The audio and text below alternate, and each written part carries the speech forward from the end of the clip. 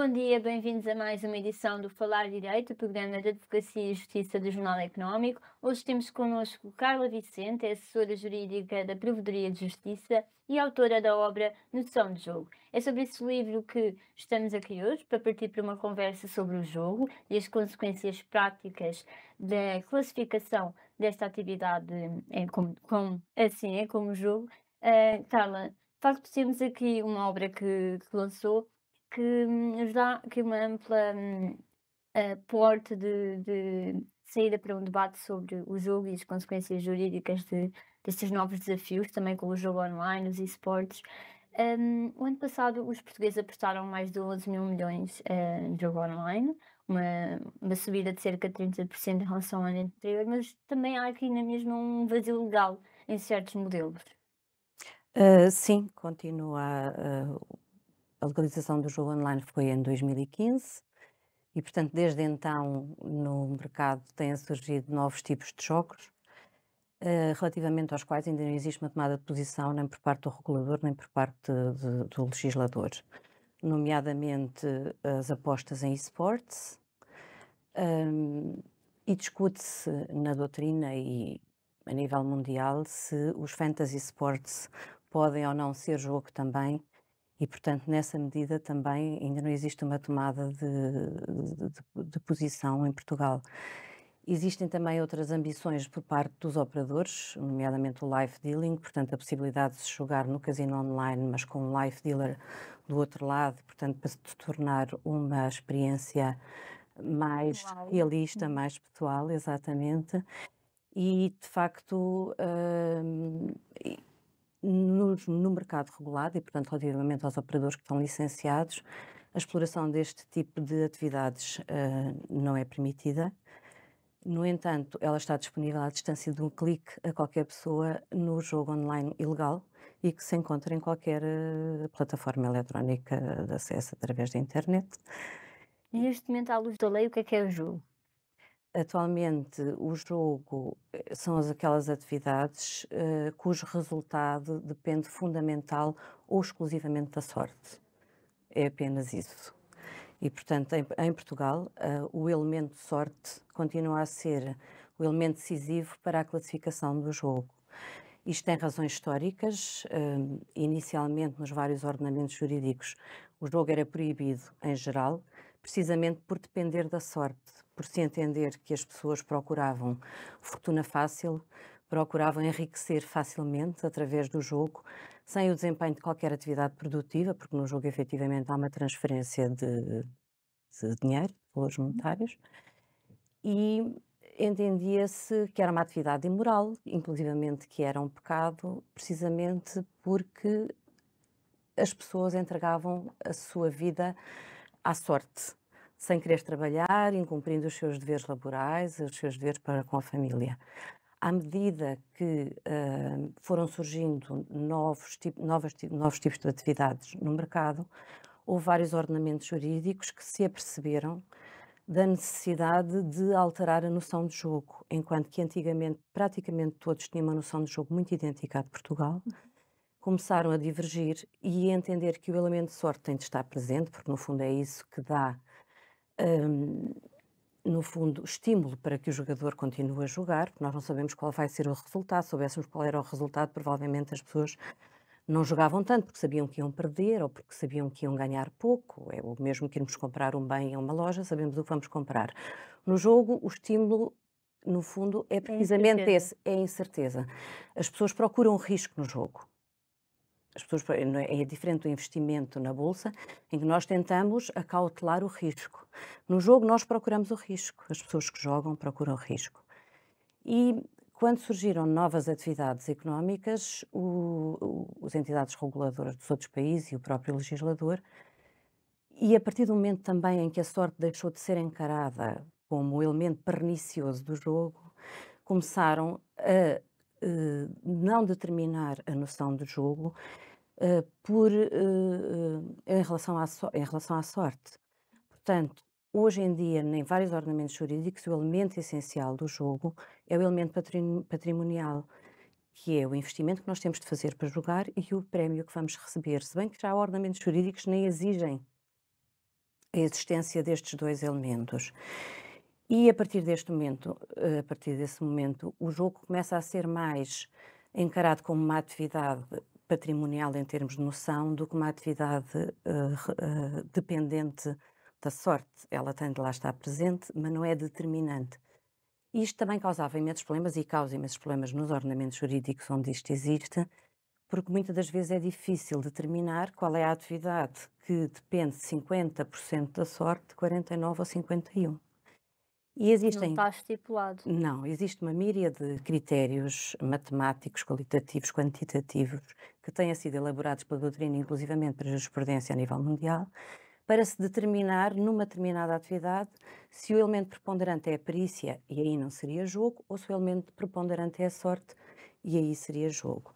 A Bélgica, aliás, foi por causa desta dificuldade de distinguir entre atividades de perícia e atividades de sorte que abandonou o critério da sorte como elemento determinante do jogo. Se aliás, nesta obra faz uma comparação um bocadinho em relação a 5 países, ou 5 ordenamentos jurídicos, para ser mais específica.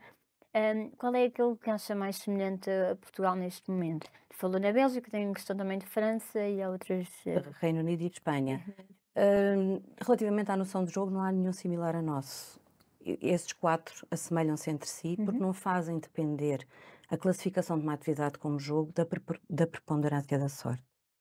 No fundo, hoje em dia o jogo é encarado não como atividade imoral, não como um pecado, mas é encarado como uma atividade de lazer, que E tem de acha que ser controlada. Portugal devia seguir esse exemplo? Seria mais fácil, efetivamente, nomeadamente, em Portugal existe uma figura jurídica que são as modalidades afins. As rifas, aqueles concursos televisivos por recurso aos telefones com chamadas acrescentadas, e que o legislador, à medida que foi alterando a noção jurídica de modalidade afim, foi cada vez integrando mais elementos de confusão com o jogo.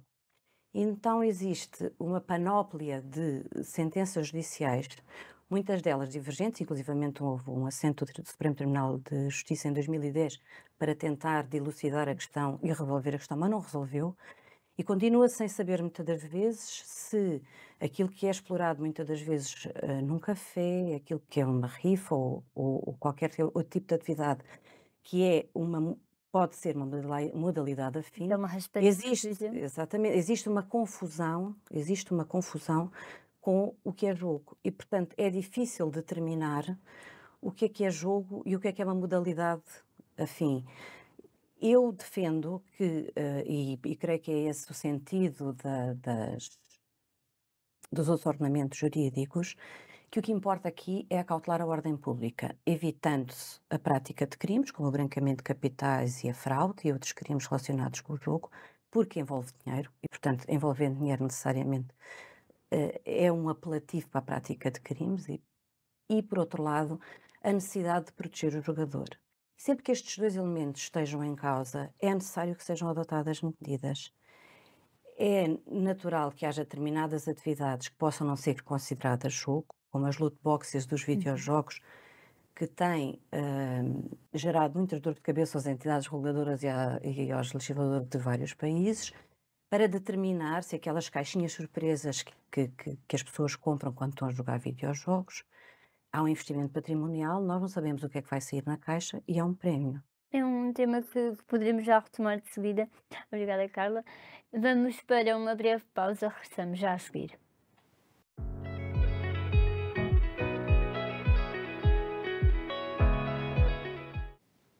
Retomamos a emissão com a Carla Vicente.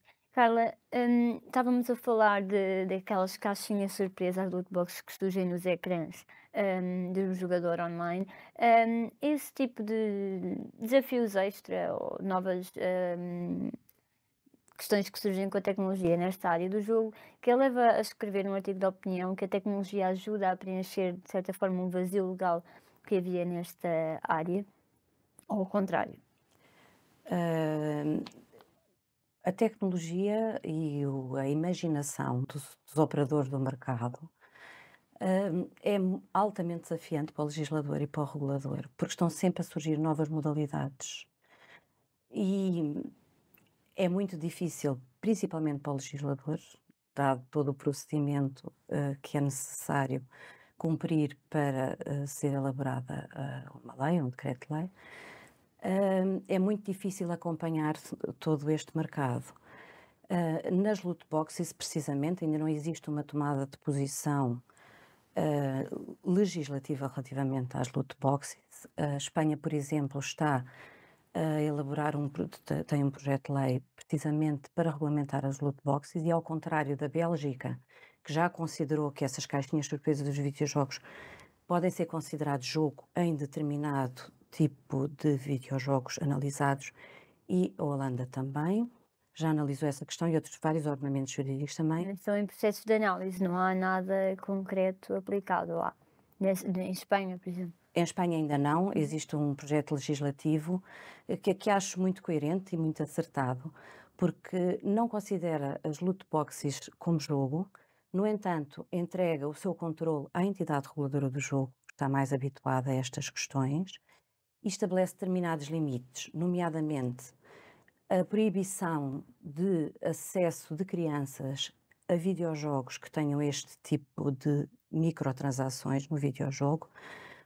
Portanto, a necessidade de identificação da pessoa que está a aceder e a necessidade de incluir determinados mecanismos que protejam a pessoa que está a jogar, nomeadamente a possibilidade de se auto-excluir, portanto, a pessoa dizer que não quer aceder a este tipo de mecanismos de microtransações, a possibilidade de estabelecer limites de tempo e a possibilidade de estabelecer limite das quantias monetárias que vai despender nesse Seria uma boa videojogo. inspiração para o ordenamento português. Eu acho que sim, porque as empresas que comercializam estes videojogos e naturalmente depois os advogados que os defendem em tribunal comparam muito estas caixinhas surpresas, por exemplo, com os ovos Kinder ou com aqueles cadernetas de cromos que nós íamos adquirir às papelarias para colecionar, porque efetivamente nós nunca sabemos o que vem dentro do ovo Kinder, nem nunca sabemos o que existe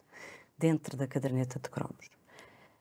A diferença é que este tipo de loot boxes são disponibilizadas online e, inclusivamente, já houve várias associações e várias entidades que estudaram este assunto e consideram o marketing muito agressivo, os algoritmos que não são muito claros e, portanto, que há necessidade de proteger o consumidor. E eu acho que nas loot boxes é essencialmente um problema de proteção do consumidor. O próprio Parlamento Europeu, o ano passado, também fez um documento para a Comissão Europeia para que, no fundo, adote regulamentação para proteger o consumidor. Porque todas estas atividades online não têm fronteiras físicas e, tendo nós a União Europeia, faz todo o sentido que a regulamentação seja efetuada a um nível global, através de diretivas ou de regulamentos comunitários, e que os países devam cumprir e que se proteja exatamente o consumidor. A nível das loot boxes, há um outro problema que também surgiu, que é a possibilidade de utilizar as skins, no fundo, os elementos que estão dentro dessas caixinhas de surpresas, como apostas. Já houve vários casos graves e casos em que houve orientações,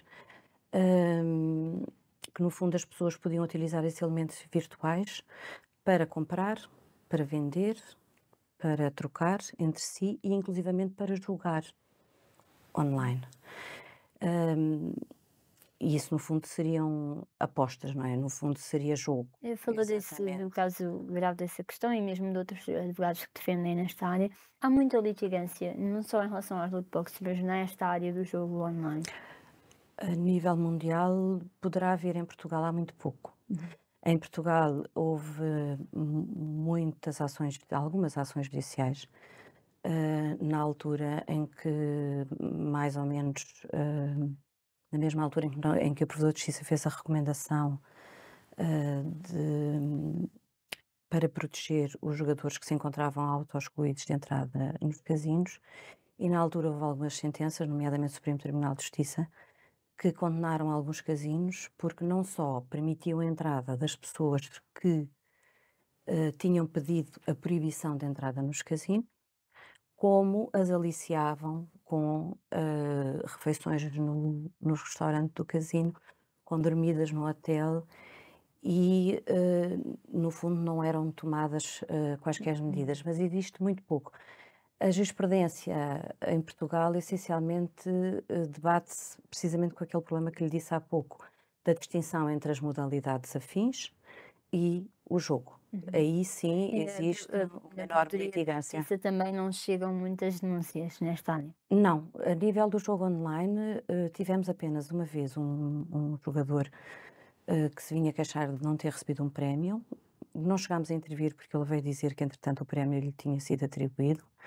E tivemos, na altura da legalização do jogo online, um jogador que se vinha insurgir contra o facto das operadoras terem cessado a sua atividade e que entendia que enquanto não houvesse o processo de legalização, deveria ser permitido elas continuarem a operar. Naturalmente que não tinha razão, porque era uma atividade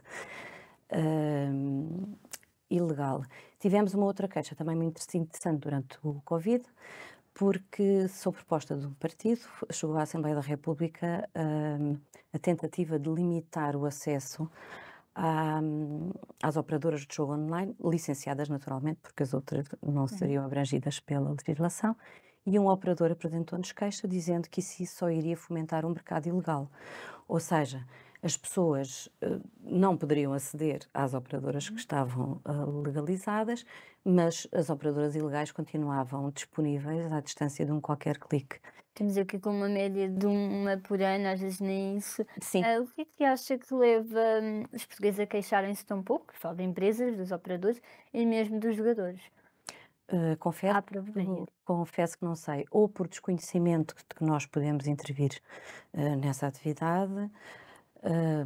Eu duvido que haja poucas razões de queixa, porque naturalmente que haverá. Também tivemos um processo interessante, que está pendente de alteração legislativa, que diz respeito à expulsão dos jogadores dos casinos, portanto as pessoas que são apanhadas a fazer empréstimos ou que são apanhadas a fazer alguma atividade ilegal, o casino, ou que são inclusivamente, têm comportamentos menos corretos, que se encontram embriagados Ter no essa casino. autoridade para mandar-se. Sim, o diretor dos casinos tem a possibilidade e nós consideramos que os direitos dos jogadores não estavam devidamente acautelados porque os termos da notificação e o conteúdo da própria notificação que é efetuada, o procedimento que é necessário cumprir, não acautela os direitos do jogador, além de que depois é um processo muito, muito moroso. Temos algumas queixas também contra a Santa Casa da Misericórdia, relativamente à escolha dos mediadores, já tivemos algumas, e também quanto a raspadinhas, as raspadinhas mal impressas, em que as pessoas querem obter o prémio e a Comissão de Jogos entende que elas não têm direito ao prémio. E tivemos também contra o mediador, que nos apresentou uma queixa relativamente ao jogo Placar, que em Portugal não existe um cartão de jogador da Santa Casa e, portanto, as pessoas quando vão às papelarias jogar, os menores hoje em dia têm uma altura muito elevada e têm um aspecto, portanto, uma criança, um jovem de 17 anos, facilmente passa por 18 e como não é obrigatória a entrega do elemento de identificação, porque no Placar, quando se joga, a primeira vez é necessário o elemento de identificação, mas depois fica-se com um cupão e a partir daí é a utilização desse cupão. E além do mais, também, muitas das vezes é a própria família que permite que o menor jogue. Temos aqui uma O avô que vai ao café Realmente. com a criança e compra a raspadinha e a criança fica a raspar a raspadinha. Muito bem. Existe essa falta de noção de que se está a praticar, no fundo, jogo. Muito bem, Carla. Vamos à nossa segunda pausa de hoje. Muito obrigada. Acompanhe-nos já para a terceira e última parte do programa.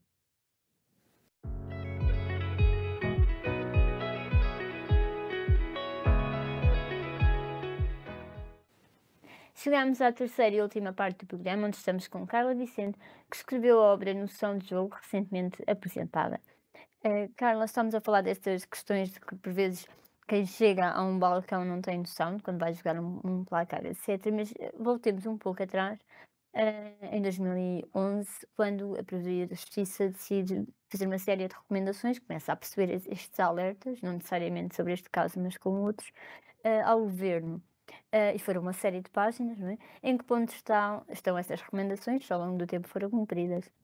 Hum, a questão essencial que disputou a regulamentação foi uma que já referi, que era a proteção dos jogadores que pedem, que veem que têm um problema de jogo e que pedem ao casino, que pedem ao regulador para lhes proibir a entrada nos casinos. À data não existiam os pórticos de entrada, onde nós temos de apresentar um elemento de identificação para entrar, e os jogadores autoexcluídos estavam numa lista em que era disponibilizada uma fotografia aos porteiros dos casinos. E, portanto, a vedação, o impedimento de entrada dos jogadores era baseado apenas na memória das pessoas que estavam à entrada dos casinos. À data existiam mais ou menos 600 jogadores autoexcluídos. É natural que as pessoas não sejam capazes de memorizar todas essas fotografias e, portanto, era permitida a entrada dos jogadores. E, como referi, existiam inclusivamente alguns operadores de jogo que não só permitiam a entrada, como provado em tribunal conscientemente de que aquele jogador estava autoexcluído, os aliciava para permanecerem mais tempo no casino, com a tal das ofertas De de refeições refeições e hotel. e hotel. E nós, na altura, elaborámos um extenso estudo que levou a uma recomendação de 35 páginas ao Ministro da Economia para alterar o sistema, que veio a ser alterado posteriormente, muito por força da Diretiva de Branqueamento de Capitais, porque tem de saber quem está no casino por força da Diretiva de Branqueamento de Capitais, e a partir desse momento deixámos de ter queixas. À data, aproveitámos a recomendação para fazer também recomendações a outro nível, porque verificámos que não existia uma política de jogo responsável em Portugal. A legislação do jogo é de 89 e, portanto, ainda está muito atrasada. Por exemplo, a legislação do jogo online já inclui várias das recomendações da Provedoria de Justiça. É necessário que os operadores, para serem licenciados, apresentem um plano de jogo responsável. É necessário que tenham uma mensagem de jogo responsável nas suas plataformas. É necessário que informem sobre os períodos de jogo. É necessário que se estabeleça limites, que o jogador possa estabelecer limites de apostas e também limites ao nível da temporização do jogo. Também no jogo online, e essa também foi uma das recomendações do Provedor de Justiça à data, mas que não foi extensível ao jogo territorial, e isso continua a não existir, que é a necessidade de facultar informação ao jogador de quais são as entidades que prestam serviços de saúde, no fundo, para tratamento de jogadores que têm problemas de adição. Hoje em dia, na lei de jogo online, isso já está. Nós defendemos também que isso deveria estar no próprio requerimento de autoexclusão, para que as pessoas, no momento em que estão a pedir a autoexclusão, tenham conhecimento de quais são as entidades a que podem recorrer. Uma outra recomendação que o Ministro da Economia, a recomendação foi muito bem recebida pelo Ministro da Economia, mas que pouco tempo depois saiu do Governo e, portanto, tivemos de insistir novamente. Uma das recomendações que ainda não foi acatada diz respeito à proteção dos maiores acompanhados. Aquelas pessoas que antigamente eram consideradas inabilitadas ou incapazes, agora, nos termos legais, são os maiores acompanhados. E diz respeito à comunicação das sentenças judiciais que determinam que essas pessoas são maiores acompanhados, que estão impedidas de julgar quando têm necessariamente de ser representadas ou têm de ter autorização para a prática de atos patrimoniais. Nós detectamos que essa comunicação das sentenças judiciais não está a ser feita e O ministro, na altura, disse que iria tomar as medidas necessárias para que isso fosse efetuado, porque é gravíssimo, porque nós no cartão de cidadão não temos, as pessoas que são maiores acompanhadas não têm lá a identificação do seu estatuto e, portanto, só mesmo com a participação da sentença judicial ao SERIJ e depois com a comunicação aos vários operadores de jogo Poderia haver essa é que poderia haver essa notificação. Recomendámos também a proibição de envio de mensagens de marketing aos jogadores autoexcluídos, porque não faz sentido que um jogador que se tenha autoexcluído do jogo esteja a receber constantemente mensagens dos operadores a dizer que há um espetáculo, a dizer que há uma promoção, a dizer que há um Essa questão evento. também está voltada neste momento. Essa questão não está acautelada, mas sei que muitos dos operadores, ou se não a maior parte, dos operadores assim o Pelo praticam. menos a associação que representa o setor tem feito algum trabalho nesse sentido, Sim, também envolvendo algumas figuras públicas, etc., de alertas. exato. A PAS tem desenvolvido um trabalho, portanto, reúne os vários operadores de jogo licenciado e tem feito um trabalho a nível de jogo responsável e de sensibilização das pessoas, porque efetivamente os operadores que estão licenciados não lhes interessa ter jogadores problemáticos, até porque a nível da opinião pública, quando nós falamos de jogo, aquilo que surge de imediato é alguém dizer que conhece alguém que perdeu muito dinheiro no jogo. E portanto o jogo ainda hoje continua conotado, em certa Um medida, vício. como um vício, como esta atividade que no fundo destrói a vida da pessoa e das suas famílias e dos seus amigos, porque é um vício invisível, enquanto que a pessoa quando está alcoolizada ou quando está drogada consegue-se muitas das vezes perceber, a pessoa que tem o vício de jogo é um vício invisível, porque as pessoas começam a pedir dinheiro emprestado para outros motivos, os familiares e os amigos não sabem efetivamente para que é que as pessoas estão a pedir o dinheiro emprestado e por isso é necessário uma grande proteção.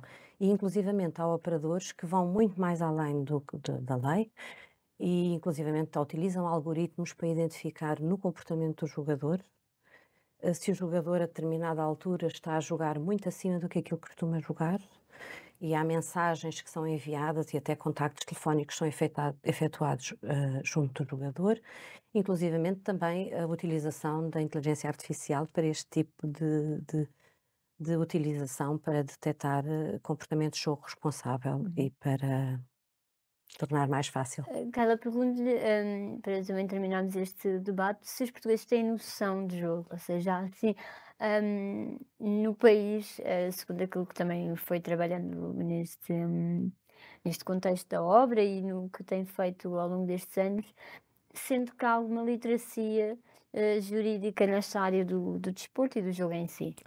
Eu creio que não, mas isso é uma percepção pessoal, porque Uhum. efetivamente Era mesmo essa é uma percepção. percepção pessoal que nunca li nenhum estudo, nem, Uhum. nem conheço nenhum que te tenha desenvolvido essa questão.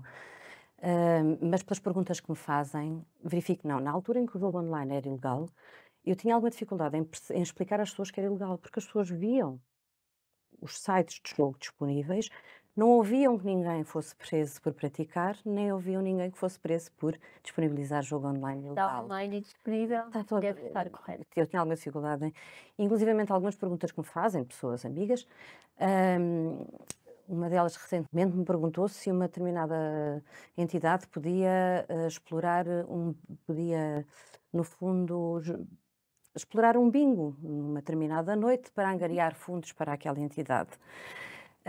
Eu expliquei que não, que é jogo e que não pode ser explorado. E outro tipo de perguntas Ou que seja, uma associação queria organizar um jogo de bingo. bingo a dinheiro, no fundo, Uhum. e efetivamente expliquei que não. Ou inclusivamente até mesmo juristas às vezes também não estão muito cientes, inclusivamente também já me perguntaram se é possível, por exemplo, organizar um jogo online semelhante à Raspadinha. A Santa Casa de Misericórdia tem um monopólio e, portanto, não é. Eu acho que não, eu acho que não existe essa literacia e, infelizmente, sobretudo ao nível do jogo responsável, que era necessário campanhas. Existe ainda um pouco investimento na área do tratamento deste tipo de pessoas. Nós temos à volta de 150 mil jogadores autoexcluídos do jogo online e em tratamento no Serviço Nacional de Saúde temos menos de 200. Há algo aqui que não bate Ok. certo, há aqui algo Co que não corre bem. Ficará por resolver e deixamos aqui também esse alerta. Muito obrigada, Carla. Obrigada eu Muito por obrigada a ti que também nos acompanhou ao longo destes 30 minutos. Continua a seguir as nossas notícias em jornaleconómico.pt. Até à próxima semana.